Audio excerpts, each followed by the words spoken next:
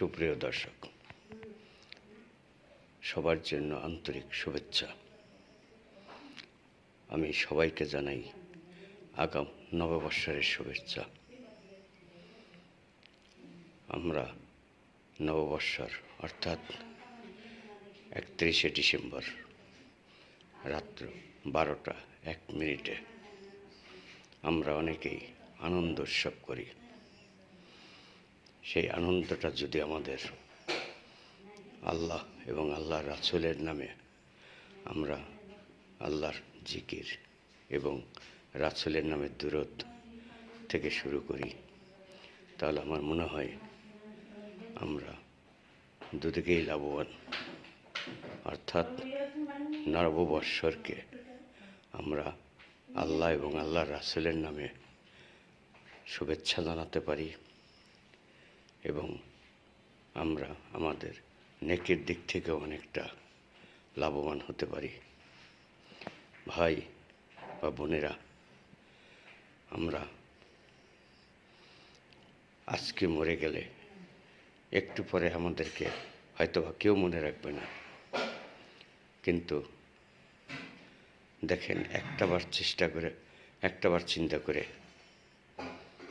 মানুষ মরে গেলে দাফনের বাঁশ পচার আগে,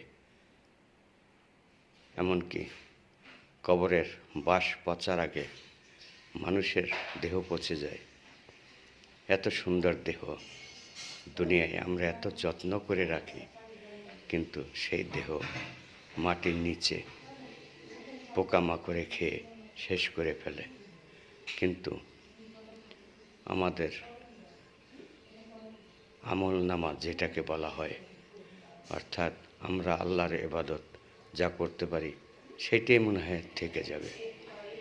কাজেই আমরা প্রত্যেকটা লোক 31শে ডিসেম্বর রাত্র 12:01 আমাদের সন্তানদেরকে আমরা বলবো, তোমরা অর্থনৈতিকভাবে যেই টাকা আতশবাজিতে আমরা নষ্ট করি, যেই টাকা আমরা